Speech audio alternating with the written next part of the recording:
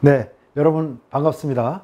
이번 시간에는 에너지 대사 지금까지 배운 내용을 잘 정리하는 시간을 갖도록 하겠습니다. 그래서 에너지 대사의 여러 가지 특징은 어떠한 것이고, 또 우리가 운동 훈련이라는 것을 했을 때 에너지 대사의 측면에서 나타나는 적응 현상, 그 변화에 대해서 중심으로 설명드리도록 하겠습니다. 자, 교과서에 나온 내용들을 갖다가 설명을 드리면은, 요 그림은 교과서에 이제 나와 있죠. 그래서 우리가 인체가 ATP를 만들어내는 방법에는 산소를 이용하지 않는 무산소적인 방법, 그리고 산소를 이용하는 유산소 과정이 있다고 그랬습니다. 그래서 무산소 과정은 1차적으로 단시간에 폭발적인 힘을 필요로 했을 때 즉각 동원할 수 있는 에너지원으로서 크레아틴 인산을 분해하는 그런 과정이 있겠죠. 그래서 크레아틴과 인으로 분해되고 나온 에너지로 0.7분자의 ATP를 합성하는 바로 이 과정을 크레아틴 인산 과정 또는 인원질 과정이라고 말씀드렸습니다. 그 다음에 이 글루코스, 탄수화물이죠. 포도당이라고도 그러죠. 이것이 세포질 내에서 피루부산으로 전환되었다가 미토콘드리아로 보내지지 않고 세포질 내에서 바로 젖산으로 전환이 되죠. 산소가 결핍된 상태에서 이런 방법을 통해서 만들어진 에너지를 가지고 약 2 ATP를 생성하게 되죠. 그 다음에 이제 유산소 과정입니다. 여기서 보시다시피 유산소 과정에서는 역시 글루코스, 탄수화물을 분해시키게 되죠. 그래서 이 포도당, 탄수화물은 무산소적으로도 분해되고 유산소적으로도 분해된다는 걸 꼭 기억해 주시기 바랍니다. 이 글루코스는 역시 세포질 내에서 피루부산으로, 여기까지는 무산소적으로 진행이 되지만 결국 이것이 산소가 충분히 공급되는 조건에서 미토콘드리아로 보내져서 사실은 이제 아세틸코에이라고 하는 이 과정을 통해서 이제 크렙스 사이클, 여기는 B로 표시되어 있죠. 그래서 이 크렙스 사이클에 들어가게 되고 또 다량의 수소와 전자를 생산하게 되죠. 그리고 이어서 전자 전달계를 통해서, 여기 C 과정이라고 할 수 있습니다. 이 두 개의 과정을 통해서 최종적으로는 6개 분자의 이산화탄소와 6개 분자의 물을 생성하죠. 이 이산화탄소는 우리가 내쉬는 공기를 통해서 내보내게 되고, 이 물은 우리 체액을 구성한다고 그랬습니다. 다음에 이제 나오는 이 에너지를 가지고는 36 ATP를 만들게 되는데, 사실 우리 뼈에 붙어 있는 근육, 뼈대 근육이라고 하죠. 이 근육은 36 ATP를 생산하지만 심장 근육은 38 ATP를 생성하게 됩니다. 그래서 왜 그런지에 대해서는 사실 더 대학원 수준에서 배워올 내용이라고 생각을 합니다. 그 다음에 이제 중요한 또 하나의 연료로서 지방이 있죠. 지방산의 경우에는 베타산화 과정이라는 이 과정, D 과정을 통해서 아세틸 조효소 A를 생성을 하고 또 다량의 훨씬 더 많은 이산화탄소를 생성하고 또 다량의 물을 생성하는데요. 예를 들어서 이게 18분자 또는 20분자의 이산화탄소, 20분자의 물, 18분자의 물, 이런 다량의 물과 이산화탄소를 생성하게 됩니다. 사실은 이 지방산은 종류가 많이 있죠. 탄소 사슬이 긴, 그런 긴 사슬 지방산도 있고 짧은 것도 있습니다. 긴 사슬일수록 베타산화 과정에서 더 많은 이 회로를 돌기 때문에 더 많은 아세틸 조효소 A를 생성하고, 그래서 더 많은 ATP를 생성하게 됩니다. 그래서 적은 것은 약 130 ATP를 생성하고 더 많은 것은 147 ATP를 합성할 수 있는 그런 에너지를 만들어내게 되는 것입니다. 자, 이 전체적인 과정을 여러분이 잘 기억해 두시고 다 계속해서 설명드리겠습니다. 네. 자, 요건 또 더 새롭게 여러분에게 더 이 에너지 대사를 잘 이해할 수 있도록 그린 그림이라고 볼 수 있습니다. 요 그림에서 보시게 되면 이 근육세포죠. 이 전체 근육세포에서는 에너지원을 이렇게 혈액으로부터 받아내거나 내보내게 되는데, 애당초 근육세포 내에 스스로 저장하고 있는 에너지원, 크레아틴 인산이 크레아틴과 인으로 분해되면서 0.7 ATP를 만들 수 있는 그 에너지를 만들어낸다. 이 점을 여러분한테 설명드렸습니다. 바로 이 인원질 과정이죠. 또 하나의 과정은 탄수화물, 즉 포도당 또는 글루코스라고도 그러죠. 이 글루코스는 근육 자체에 이미 저장돼 있던 글리코겐이 당원 분해의 과정을 통해서 분해되어서 나올 수도 있고, 운동을 하면 이런 당원 분해가 활발하게 일어나죠. 한편 혈액 중에 있는 혈당, 혈중 글루코스도 활발하게 근육으로 유입되게 되죠. 이렇게 근육으로 유입된 글루코스는 결국 연쇄적인 분해 과정을 거치게 되는데 바로 해당 과정을 거쳐서 피루부산을 생성을 하게 됩니다. 이때 피루부산에 산소가 이 근육세포에 산소가 부족한 상황, 결핍된 상황에서 피루부산은 젖산으로 전환이 되고 이어서 이제 이 젖산은 약 2분 내지 3분의 시차를 두고 혈액으로 확산되어 나간다는 말씀을 드렸습니다. 또 한편 이 피루부산은 산소가 충분히 공급되는 그런 조건에서는 미토콘드리아로 보내지게 되죠. 그래서 아세틸코에이라고 하는 물질로 전환이 되고 이것이 이제 크렙스 사이클을 들어가고 크렙스 사이클에서 다량의 이산화탄소를 생성을 하게 되죠. 그 다음에 전자 전달계로 연이어서 그 수소와 전자가 전달됨으로써 연쇄적으로 에너지를 만들어내게 되는데 이때 생성되는 것이 물이고 또 36 ATP를 이 과정을 통해서는 만들어지게 된다. 이렇게 설명드릴 수 있습니다. 또 하나의 연료가 있죠. 유산소적으로 분해되는 또 하나의 연료. 이 지방산이라고 하는 것은 주로 이제 혈액을 통해서 지방 조직에서 지질 분해를 통해서 또 혈액을 통해서 유리지방산의 형태로 근육으로 공급되게 되는 연료라고 할 수 있습니다. 이 지방산은 세포질 내에서는 분해시킬 수 없죠. 반드시 유산소적으로, 즉 어디서? 미토콘드리아 내에서만 분해시킬 수 있습니다. 그래서 이 지방산이 미토콘드리아 내로 들어와서 활성 지방산으로 전환이 되고 이것이 이제 베타 산화 과정이라는 걸 통해서 여러 번 이 회로를 갖다가 돌면서 여러분들은 전 시간에 배운 제가 얘기한 칙칙폭폭 차량 여러 개가 붙어 있는 기차가 이 회로를 계속 돌면서 아세틸조에서 A라는 것을 생성한다는 말씀을 드렸습니다. 이 과정을 통해서 다량의 아세틸조에서 A가 생성이 되고 또 이 과정을 통해서 다량의 수소와 전자가 만들어지고 이것이 NAD라든가 FAD와 같은 전달자죠. 이 전자 수송자에 의해서 전자 전달계로 보내지게 되는 것이죠. 한편 이 아세틸코에이가 계속해서 마찬가지로 크렙스 회로와 전자 전달계를 통해서 추가적으로 에너지를 생성하게 됩니다. 이렇게 해서 생성된 총 에너지 생성량은 짧은 사슬 지방산의 경우는 뭐 130 ATP, 또 긴 사슬 지방산, 예를 들어서 소고기에 많은 스테아린산 같은 그러한 지방산은 147 ATP와 같이 굉장히 많은 양의 ATP를 생성하게 된다. 이 점을 여러분이 기억하시면 도움이 될 거라고 생각합니다. 네. 자, 그러면 이 에너지 대사에 몇 가지 특징이 있는데 우리가 운동을 할 때 이 에너지 대사가 세 가지 과정이 있죠. 인원질 과정, 또 젖산 과정, 그리고 유산소 과정.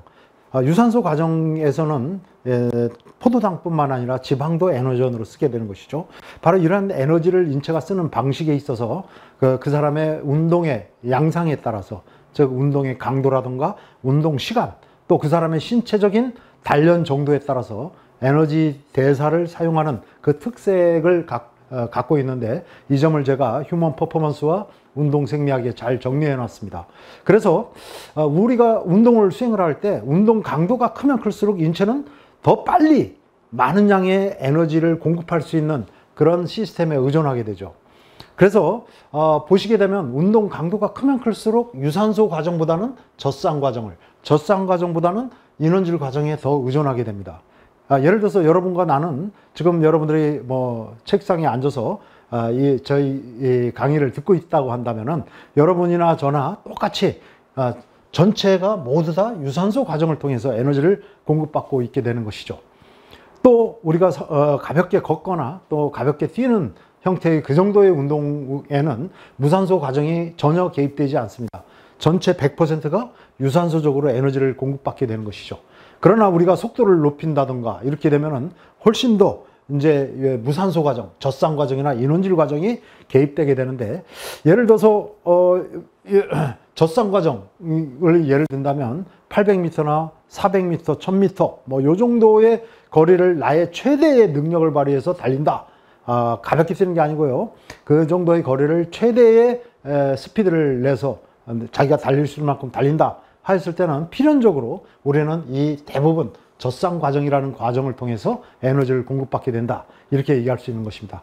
그러나 우리가 100m를 달린다, 200m를 달린다 정도의, 즉 10초나 15초, 20초 정도의 짧은 시간 동안 최대의 폭발적인 파워를 발휘한다 했을 때는 인체는 이 젖산 과정이 아니라 전적으로 이 인원질 과정에 더 의존해서 그 운동을 수행하게 된다 이거죠. 그래서 우리 인체는 운동의 강도가 높으면 높을수록 유산소 과정보다는 젖산 과정보다는 인원질 과정에 더 의존하게 된다.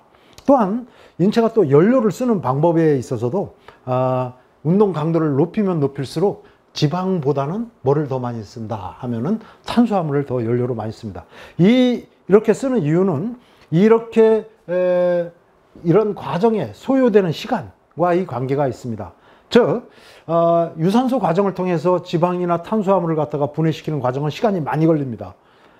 그래서 실제로 전체적으로 발생시키는 에너지 양은 많을지라도 단위 시간당, 즉 1초나 10초 내에 인체가 동원하는 그 요구되는 에너지 양은 이거보다는 이것이 훨씬 더 많고 이거보다는 이게 훨씬 더 많죠. 그래서 짧은 시간 동안 많은 양의 에너지를 동원할 필요가 있을수록 그 에너지 대사 과정이 더 짧고 간단한 대사 과정에 더 의존하게 된다. 그래서 이 과정은 시간이 많이 걸리고 이거보다는 이것이 덜 걸리고, 인원질 과정은 크레아틴 인산이 바로 그 스플릿에서 에너지를 내지 않습니까? 그러니까 굉장히 짧은 시간에 이루어지게 된다. 이런 점을 여러분이 기억하시면 되겠습니다. 이 그림은 좀 참조해 주시기 바라고요. 뭐 10초 내로 끝내는 아주 폭발적인 우리가 운동을 수행할 때 이것은 무산소 과정이 90%고 인류 100m 달리기 선수들의 경우는 거의 뭐 100%를 무산소 과정, 크레아틴 인산 과정에 의존해서 100m 달리기 같은 것을 수행할 수 있게 되겠죠. 시간이 늘어남에 따라서 점점 무산소 과정의 비율보다는 유산소 과정이 늘어나게 되는데 약 2분 정도 최대한 힘을 발휘하는 형태의 운동을 한다라고 했을 때는 무산소 과정이 50%, 유산소 과정이 50%, 뭐 이 정도의 비율로 에너지원이 공급된다. 뭐 이렇게 이해를 하시면 되겠습니다. 반대로 뭐 마라톤처럼 2시간 내외의 시간이 걸리는 형태의 운동은 전체적인 에너지 공급량은 무산소 과정을 통해서는 1%, 그 다음에 유산소 과정으로 대부분 에너지를 공급받게 됩니다.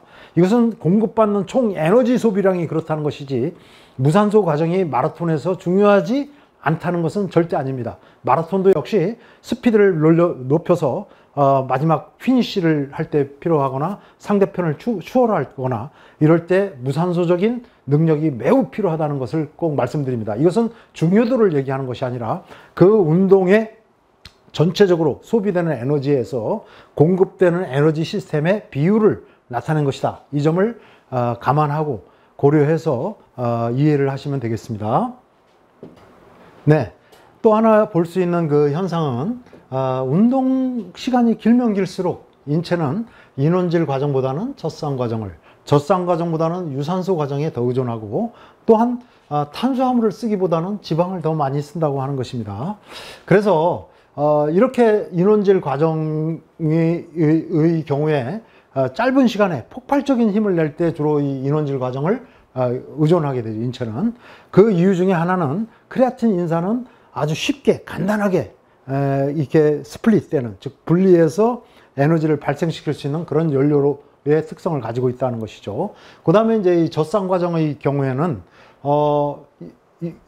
유산소 과정보다는 그 에너지 대사 과정이 더 짧죠. 유산소 과정에 들어가서는 뭐 아세틸 조효소 A로 변하고 미토콘드리아에서 추가적인 대사 과정, 크랩스 사이클이나 전자 전달계와 같은 더 많은 작업 공정을 거치면서 ATP를 생산하게 됩니다. 그래서 그 에너지 양 자체는 총 생산해내는 에너지 양 자체는 이 과정이 가장 많고 탄수화물보다 또 지방이 가장 많지만은 문제는 얼마나 빨리 에너지를 동원할 수 있느냐 이거죠. 그래서 단시간에 폭발적인 에너지를 요구하는 빠른 시간에 에너지를 동원할 필요가 있을수록 더 간단한 에너지원을 이용하게 되는 것이죠. 그래서 인원질 과정의 경우에는 바로 운동을 제한시키는 가장 큰 요인 중에 하나가 우리 근육에 저장되어 있는 크레아틴 인산의 양이 제한되어 있다고 하는 것이죠. 그래서 엘리트급 100m 달리기 선수를 라고 할지라도 10초 이상, 15초 이상, 그 이상 크레아틴 인산을 계속해서 분해함으로써 ATP를 합성해내는 그런 능력은 없다. 즉 이런 형태의 운동의 경우에는 크레아틴 인산의 저장량이 제한된 것이 그 운동을 제한하는 가장 커다란 요인이다. 이렇게 말씀드릴 수 있습니다. 또 한편으로는 젖산 과정의 경우에 예를 들어서 400m나 800m 약 2분 또는 3분 내외의 그 운동을 갖다가 우리가 수행한다고 했을 때 우리가 전속력으로 그러한 거리를 달린다고 했을 때 인체가 주로 의존하는 운동은 물론 유산소 과정도 거기에 기여를 하겠습니다만 주된 에너지는 바로 이 젖산 과정을 통해서 얻어지게 되는 것이다.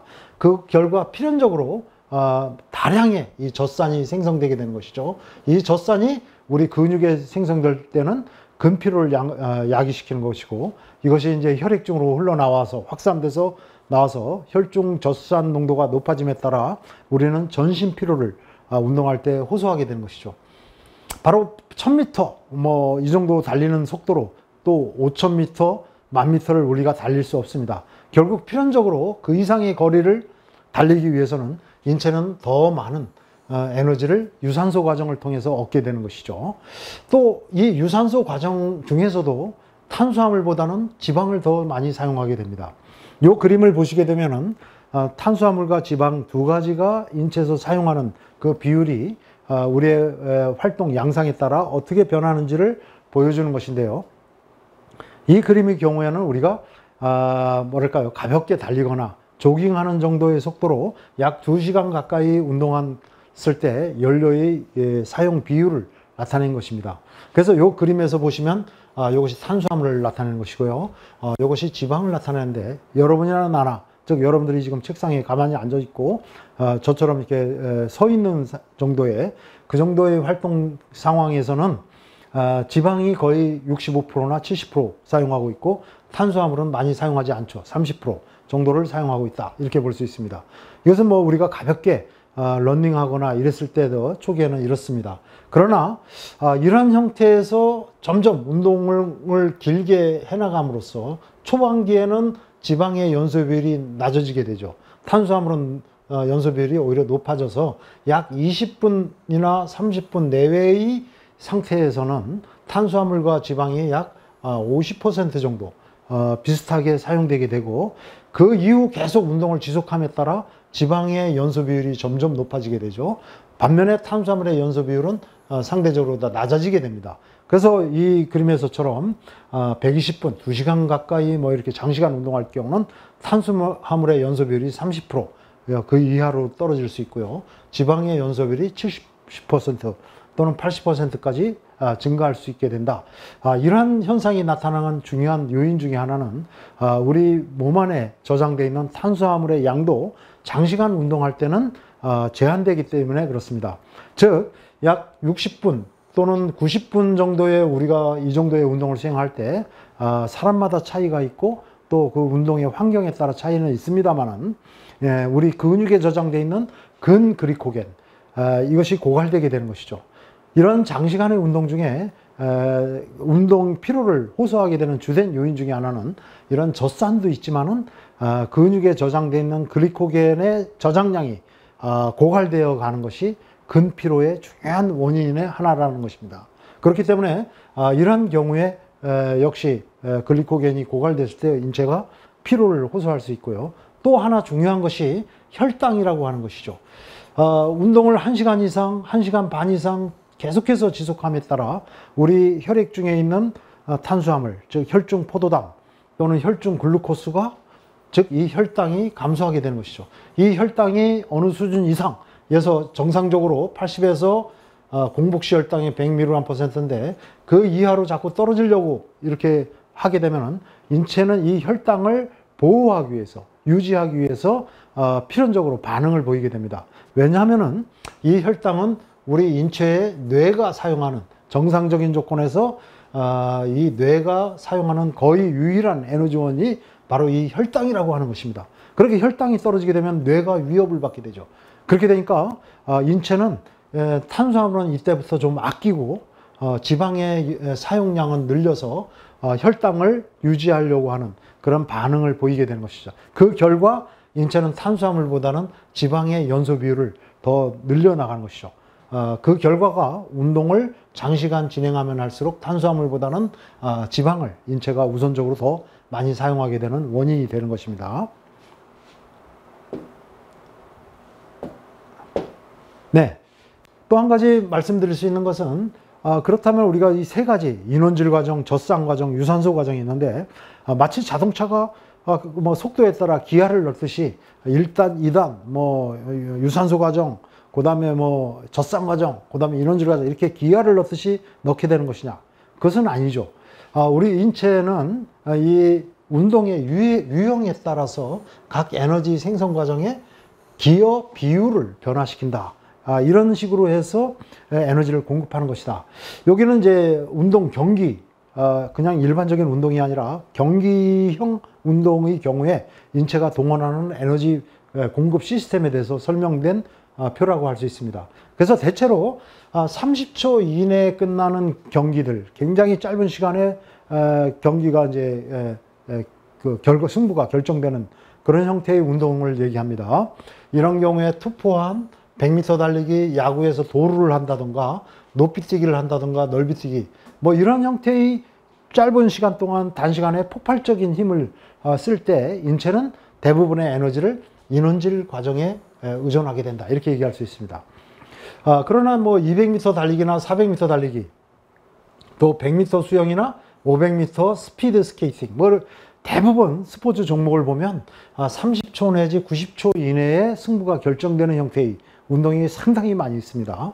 이런 형태의 운동의 경우에는 이 두 가지 과정을 다 쓰지만 인원질 과정, 예를 들어서 200m 달리기 경기의 경우에는 인원질 과정이 상대적으로 높지만은 젖산 과정도 일부 개입되게 되는 것이죠.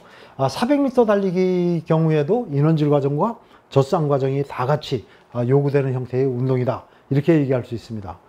그래서 이런 두 가지 과정이 더 함께 작용하는 것이다. 이렇게 볼 수 있고요. 또 한편으로는 1분 30초나 3분 정도의 시간이 소요되는 형태의 운동은 굉장히 또 많이 있죠. 보게 되면 800m 달리기라든가 체조의 마루 운동이라든가 200m, 400m 수영 경기라든가 또 뭐 격투기 같은 경우는 대부분 여기에 속하죠. 그래서 복싱이나 유도, 태권도, 레슬링 이런 경기는 뭐 2분이나 3분을 1라운드로 해서 뭐 3라운드를 한다든가 뭐 이런 형태로 경기를 하게 되는데 이런 형태의 운동이 다 여기에 포함된다고 할 수 있습니다. 이런 경우에는 뭐 인원질 과정도 당연히 개입되지만 주된 과정은 젖산 과정이다. 또한 유산소 과정이 여기에 많이 개입된다. 이런 점을 말씀드릴 수 있습니다. 그 이상, 3분 이상 또 지속되는 운동은 가장 많은 에너지를 공급하는 그 공급 과정은 유산소 과정이라고 할 수 있겠고요. 마라톤, 1500m 수영, 크로스컨트리 같은 거, 뭐 이런 경기들, 뭐 굉장히 많이 있죠. 이런 경기들은 유산소 과정을 통해서 사실은 더 많은 에너지를 얻는데, 이 말씀은 이런 과정에서 인원질 과정이나 젖산 과정이 필요 없다는 얘기가 아니라, 이런 경기에서 승리하기 위해서라도 꼭 필요한 것은 인원질 과정과 젖산 과정, 이것이 승부를 결정하는 굉장히 중요한 요인입니다.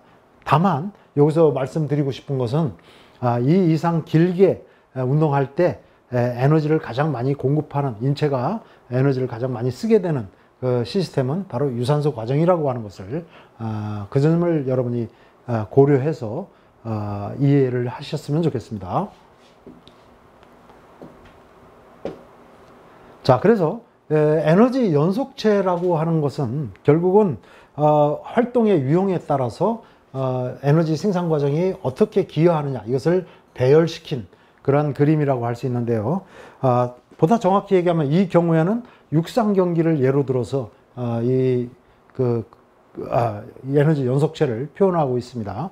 그래서 여기 보시게 되면 유산소 과정은 0%에서 기여도가 100% 이렇게 되어 있고요. 무산소 과정은 반대죠. 여기가 100%, 여기가 0%로 기여하게 된다. 이 정도 영역에는 인원질 젖산 과정, 여기는 인원질 과정, 젖산 과정, 유산소 과정이 다 동원되는 그런 영역이라고 할 수 있고, 이 과정은 유산소 과정이 주로 많이 동원되는 과정이다 이렇게 볼 수 있고요. 육상 경기로 보게 되면 100m 10초 내에 끝나죠. 이런 경기는 거의 100%에 가까운 것이 무산소적인 과정에 동원되게 되는 것이죠. 여기서 보시게 되면 예를 들어서 400m 같은 경우를 한번 볼까요? 이 경기는 약 45초 정도, 40초, 45초 정도, 1분 이내에 끝나는데요. 이런 경우에는 무산소 과정이 여기 보면 75%나 80%. 반면에 여기 보시게 되면은 유산소 과정은 25 내지 뭐 20%, 이 정도 수준으로 사용하게 된다. 이렇게 볼 수 있죠. 800m 같은 경우에는 무산소 과정이 60%, 유산소 과정이 40%, 뭐 이런 걸 볼 수 있고요. 가장 힘든 종목이 1500m, 뭐 3000m, 여기 3200m, 뭐 3000m가 좀 잘못 쓰여진 것 같은데요. 어쨌든 이 정도의 중거리가 가장 힘들다고 하는 이유 중에 하나가 이 세 가지 과정이 다 기여도가 높기 때문에 이 세 가지 시스템을 집중적으로 훈련시키기가 어려운 것이죠. 그 이상의 장시간 진행되는 운동일수록 사실은 유산소 과정이 에너지원이 많이 동원되게 된다 이런 얘기죠. 예를 들어서 마라톤 같은 경우에는 거의 98%, 97%를 유산소 과정에 통해서 에너지를 얻게 됩니다. 그러나 말씀드렸듯이 스피드의 지구력이라고 하는 개념이 중요하죠. 즉 젖산 과정이나 인원질 과정은 굉장히 승부를 좌우하는 중요한 요인이기 때문에 마라토너들도 이러한 무산소 능력이 매우 요구되는 것이다. 이 점을 말씀드릴 수 있습니다. 네. 또 한 가지 에너지 대사의 중요한 특성이 있습니다. 이 중요한 특성 중에 하나는 신체적으로 단련된 사람일수록 그 운동을 보다 유산소적으로 수행한다고 하는 것입니다. 그래서 이 그림에서 보다시피 보시게 되면은 훈련 전이고 여기에는 훈련 후에 혈액 중에 젖산의 농도를 측정하는데 요즘은 뭐 젖산 측정이 굉장히 간편하죠. 그래 핑거팁이라고 해서 우리 저 손끝에서 한 방울 정도의 혈액만 얻으면은 그것을 통해서 젖산 농도를 측정할 수 있기 때문에 훈련의 과정이나 운동 중에 뭐 30초 단위로 또는 1분 단위로 수시로 혈중 젖산 농도의 변화를 측정하는 것은 일반적이 되었습니다. 그런 걸 통해서 이 사람의 훈련의 어떤 효과를 검증하거나 신체적 단련 정도를 검증하거나 현재의 운동 강도를 결정하는데 혈중 젖산이 굉장히 유용한 그러한 지표로서 사용되고 있죠. 보시게 되면 수영의 속도를 높임에 따라 운동 강도가 높아짐에 따라 혈중 젖산의 변화 양상을 나타내는 것입니다. 훈련 전에는 혈중 젖산 농도가 이렇게 변화했는데 훈련을 받은 다음에 약 5개월간 열심히 훈련 받은 결과 혈중 젖산이 별로 수영 속도를 높이는데도 젖산이 별로 증가하지 않죠. 그래서 이 정도 수준에 갔을 때 그제서야 이제 혈중 젖산이 급격하게 증가하는 양상, 이렇게 젖산의 혈중 농도의 변화가 확연하게 현저하게 변화가 나타나는 것을 갖다가 볼 수 있습니다. 혈중 젖산 농도가 수영 속도 예를 들어서 1.1 메타/세크 초당 1.1m로 가는 속도로 갔을 때 바로 또 이랬을 때 갔을 때 이 경우에는 거의 안정시에서 크게 젖산의 농도가 훈련 후에는 변화가 없었지만 훈련 전에는 젖산 농도가 상당히 높죠. 이 정도 수준에서 굉장히 심한 뭐랄까요 피로를 갖다가 호소할 수밖에 없게 되는 것이죠. 그러나 여기에서는 훈련 받은다면은 젖산 농도가 아직도 낮은 상태를 유지하는 것을 볼 수가 있습니다. 당연히 훈련 후에는 그 훈련의 결과로 인해서 에너지를 동원하는 과정을 유산소 과정에 더 의존하니까 젖산의 농도가 더 낮은 것이고 똑같은 훈련 강도에서 훨씬 더 피로를 덜 호소하면서 피로를 덜 느끼면서 그 운동을 수행할 수 있는 능력이 만들어진다 이렇게 말씀드릴 수 있습니다. 또 한 가지 말씀드릴 수 있는 것은 바로 그러면 왜 이 유산소 과정의 훈련에 의해서 더 의존하게 되느냐 하면 당연히 산소의 수송과 산소의 이용과 관련된 인체 시스템이 개선되기 때문에 그렇습니다. 대표적으로 산소 수송 시스템의 발달은 다음 슬라이드에 말씀드리겠지만 심장이 기능이 개선된다든가 모세혈관이라고 하는 산소 운반하는 수송로가 많이 발달된다든가 이런 것을 수송 시스템이 발달된다는 걸 볼 수가 이야기하는 것이고요. 수송 이용 능력이 높아진다는 것은 근육의 우리 근육 자체가 산소를 이용하는 능력이 높아지게 되는데 그것은 다음 슬라이드에서 또 말씀을 드리겠습니다. 자, 또 하나 중요한 그 변화는 동일한 운동을 수행할 때 단련된 사람일수록 탄수화물보다는 지방을 사용한다는 것입니다. 즉 동일한 운동을 수행할 때 지방을 이용하는 능력이 훨씬 뛰어나다 이렇게 얘기할 수 있는데 바로 그런 능력을 카보하이드레이트 스페어링 이펙트라고 합니다. 카보하이드레이트는 탄수화물이죠. 스페어링 하면 절약한다는 뜻이죠. 탄수화물 같은 값이라도 절약하면서 동일한 운동을 수행할 수 있는 능력을 가지고 있다고 하는 것입니다. 그것은 이런 변화가 생길 때 모세혈관 밀도가 증가한다든가 또 카르니틴 트랜스포라제라고 해서 미토콘드리아 내에 있는 지방산을 운반해주는 효소라고 할 수 있습니다. 그래서 미토콘드리아 내에서 미토콘드리아가 외막과 내막이 있는데 외막과 내막 사이에 지방산을 내막 쪽으로 이렇게 운반해서 지방산을 베타산화 과정에 잘 들어갈 수 있도록 그렇게 도와주는 그런 효소가 바로 이런 카르니틴 트랜스포라제라고 합니다. 이것까지 여러분들이 기억할 필요가 있을지는 모르겠지만 그래도 그런 과정을 여러분이 조금이라도 잘 이해하기 위해서 알아두시는 게 좋을 것 같습니다. 그 다음에 베타산화 과정에 여러 가지 효소들이 있는데 이런 베타산화 과정에 작용하는 여러 가지 효소들의 활성도가 굉장히 높아진다. 이런 점도 얘기를 들 수가 있습니다. 또한 그 운동을 보다 더 유산소적으로 수행할 수 있는 능력, 산소를 이용하는 능력이 높기 때문에 동일한 운동을 수행할 때 더 적은 젖산을 축적을 하게 되죠. 그러면은 더 적은 젖산을 축적하는 것은 지질을 동원하는데, 즉 지질을 에너지원으로 이용하는데 그만큼 더 유리하다. 우리가 운동할 때 동원되는 대부분의 지질은 이러한 지방 조직에서 지방을 동원하게 되는 것이죠. 이 그림에서 우리 교과서의 103페이지에 나오는 그림을 좀 잘라서 보여주는 건데요. 대부분의 지방이 저장되어 있는데 이 지방 조직에 운동을 수행을 하게 되면 플러스로 표시되는 거, 즉 에피네프린, 노르에피네프린, 또 글루카곤, 코티솔 이런 호르몬들은 지질 분해를 촉진하는 작용을 하는 그런 호르몬이라고 한다면 인슐린은 마이너스로 표시됐다. 이걸 설명드린 바 있습니다. 여기 또 여러분이 보시게 되면 젖산이라는 것을 주목해 주시기 바랍니다. 바로 이 젖산이라고 하는 물질은 HSL, 즉 지질 분해 효소를 억제함으로써 이 지질 분해를 억제하는 그런 작용을 한다는 것입니다. 결국 젖산이 이 지질 동원을 방해하는, 억제하는 작용을 하기 때문에 운동을 수행을 할 때 강도 높은 운동을 수행하면 젖산이 많이 생성이 되죠. 이 젖산은 또 지방 조직에 가서 이렇게 지질 동원을 억제하기 때문에 인체는 지질보다는 탄수화물을 더 많이 사용하게 되죠. 즉 운동 강도가 높으면 높을수록 인체는 지질보다 탄수화물을 더 이용할 수 있게 되는 것입니다.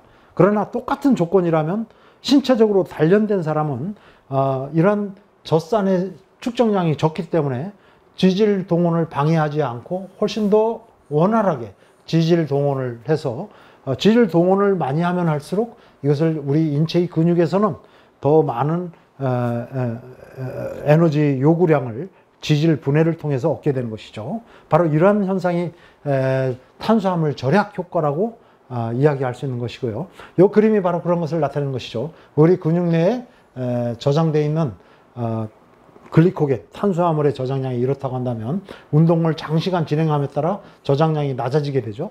낮아지게 되는데 여기서 보면 별 차이가 없는 것 같지만은 단련된 사람의 경우 그렇지 않은 사람보다 글리코겐의 고갈이 늦게 나타납니다. 그래서 더 운동 지속 시간도 더 늘어나는 것을 볼 수가 있습니다. 바로 이러한 능력은 장시간 운동의 후반기에 가서 결정적인 차이를 발생시키는, 그 운동 능력에 결정적인 차이를 발생시키는 요인이 된다는 것입니다.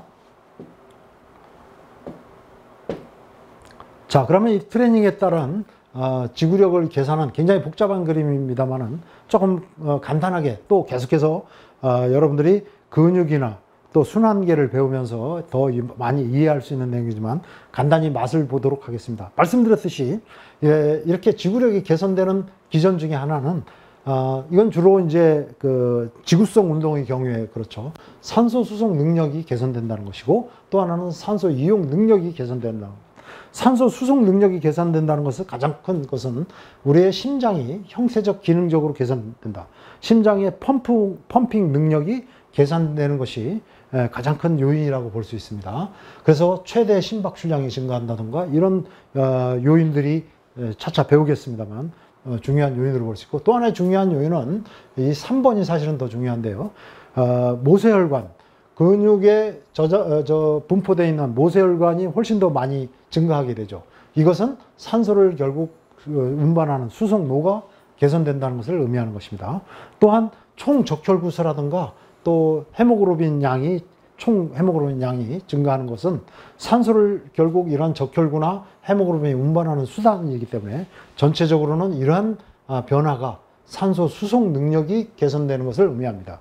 또 한 가지는 근육 조직이 산소를 훨씬 더 효율적으로 이용할 수 있게 되는데, 그것은 근육 내에 산소를 운반해주는, 산소를 받아들이는 혈액 중에 헤모글로빈과 비슷한 물질이 있습니다. 그 물질이 마이오글로빈인데요. 차차 자세히 설명하겠습니다.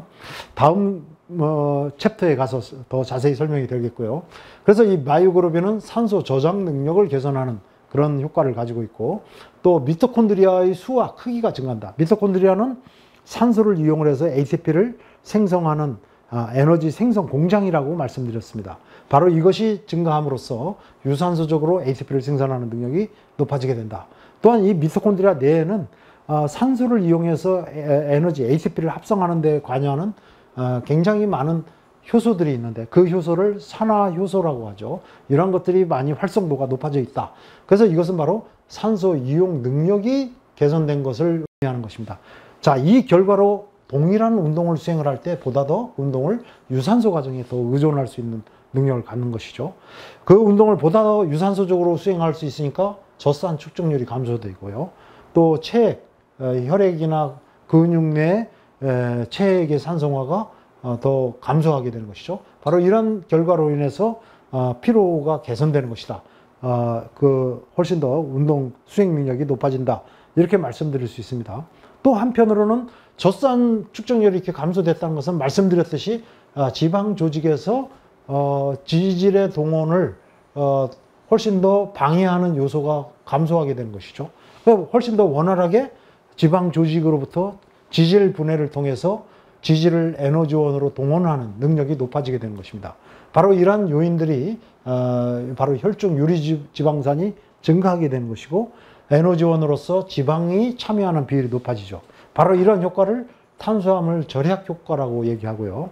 그래서 장시간 운동 중에 근글리코겐의 고갈이나 혈당의 저하가 지구력을 제한하는, 지구력을 감퇴시키는 중요한 요인이고 피로의 원인인데, 바로 그러한 요인들을 지연시킴으로써 궁극적으로는 이것이 역시 피로를 개선시키는, 지구력을 개선하는 그런 요인으로 작용한다라는 점을 말씀드릴 수 있습니다.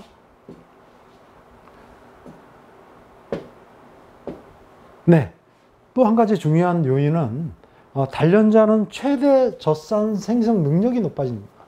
여러분이 한 가지 착각하지 말아야 될 것이, 단련자는 동일한 운동을 수행할 때 훨씬 더 젖산 축적량이 적다고 그랬습니다. 그래서 피로를 덜 느끼죠.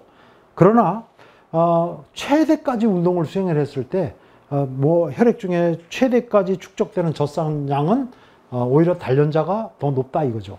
그래서 이것을 갖다가 젖산 내성이다 이렇게 얘기합니다. 즉 최대 운동 시 젖산을 최대까지 축적시킬 수 있는 능력인데요. 바로 이런 능력이 가능한 것은 젖산을 이겨낼 수 있는, 젖산으로 인해서 야기되는 피로를 이기는 힘을 가지고 있다. 능력을 가지고 있다. 이것이 또한 지구력을 결정하는 중요한 요인이다. 이것을 바로 젖산 내성이라고 이야기한다 이거죠. 그래서 젖산이 혈액 중에 축적이 되고 근육 내에 축적이 되면 그걸로 인해서 근육 내에서 해당 과정은 포도당이, 즉 글루코스가 피루부산으로 전환되는 과정을 얘기하는 것이죠. 세포질 내에서. 그때 작용하는 중요한 요소가 포스포프럭토키나제라고 하는 인산과당 분해 요소라고 합니다. 인산과당 분해 요소가 그 해당 과정의 속도를 조절하는 데 굉장히 중요한 역할을 하는데, 혈액이 산성화, 아니죠. 근육이 산성화되면은 이 효소의 활성도가 현저히 떨어지면서 해당 과정의 속도도 떨어지게 되죠. 그래서 예전과 같은 속도로 ATP를 합성해낼 수가 없습니다. 그것을 바로 우리가 운동 중에 나타나는 피로 현상이라고 설명할 수 있는 것이죠. 똑같은 속도로 ATP를 만들어낼 수가 없으니까 똑같은 스피드로 똑같은 파워로 운동을 수행할 수 없는 것입니다. 그런데 단련된 사람일수록 이렇게 젖산이 많이 축적되고 근육이나 혈액이 산성화되는 조건에서도 이 PFK 효소의 활성도의 감소가 더 덜하다는 것이죠. 잘 이게 감퇴되지 않는다. 그런 요인에 의해서 해당 과정의 속도 조절 요소, 해당 과정의 속도가 그렇게 느려지지 않는다는 것이죠. 바로 이런 점이 하나의 커다란 장점이다. 젖산 내성이 높다는 것이 하나의 커다란 장점이다. 이 그림에서 보듯이 훈련 전, 아까 본 그림이죠.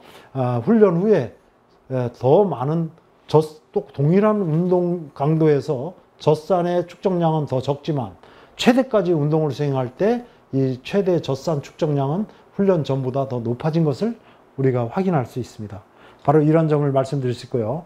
또 하나의 변화는 트레이닝은 우리 근육세포 내에 저장되어 있는 크레아틴 인산이라든가 그 다음에 글리코겐 저장량을 증가시킨다는 것이죠. 이것도 당연히 그 사람의 예를 들어서 더 높은 속도로 그 운동의 스피드를 유지해서 달릴 수 있는 능력을 갖게 되는 것이고요. 또 이것도 지구력과 밀접한 관련을 가지고 있죠. 그래서 마라토너라든가 이런 사람들의 경우에 글리코겐 부활하는 방법을 통해서 최대한 경기 전에 자신의 근육에 글리코겐을 최대까지 높이려고 하는 그런 그 방법을, 시기적 방법 또 훈련 방법을 사용하게 되는 것이죠. 어쨌든 이 크레아틴 인산이라고 하는 것은 단시간에 폭발적인 힘을 요구하는, 파워를 요구하는 운동에 동원되는 그런 즉각적인 에너지원인데, 이것이 이제 분해될 때 이런 효소가 있죠. 크레아틴 분해효소라고 하는데, 우리 근육 내에도 있고, 심장 근육 내에도 있고, 많이 존재하는데, 이것이 바로 이제 중요한, 이런, 작용을 하는 효소라고 또 볼 수 있습니다. 그런데, 사실은 이러한 효소의 활성도도 더 높다라는 점을 말씀드릴 수 있고요. 한 가지, 이 크레아틴 인산이나 글리코겐뿐만 아니라 그 중성지방도 더 많이 저장되어 있다. 근육 내에. 여러분이 근육 내라고 표현을 할 때 좀 조심해야 될 것이, 우리 엄밀히 이야기하면 이 중성지방은 근육 내가 아니라 근육 세포 내에 저장된 중성지방을 의미하는 것입니다. 근육 세포가 많이 모여서 근조직을 이루죠. 이 근조직을 이어주는 조직을 결합조직, 결체조직이라고 하죠. 근육이라고 하는 기관 내, 조직 내에 지방이 이 결합조직 안에 저장될 수는 있습니다. 그 결합조직에 저장되는 것이죠. 바로 이 지방을 의미하는 것이 아니고, 이렇게 지방이 많이 근육 내에 저장이 되면 좋지 않죠. 그러나 여기서 말씀드리고 싶은 것은 에너지원으로서 이 중성지방이 근육 세포 자체 내에 저장되어 있는 중성지방을 의미하는 것입니다. 그래서 바로 연구 결과 보면은 신체적으로 지구력 운동선수의 경우에는 근육세포 자체 내에 저장되어 있는 중성지방의 저장량이 높은 것이고, 그것이 또 지구력에 도움이 되는 그런 중요한 인체 적응 현상이다 라는 점을 말씀드릴 수 있습니다. 네, 이것으로 이번 강의를 마치겠습니다.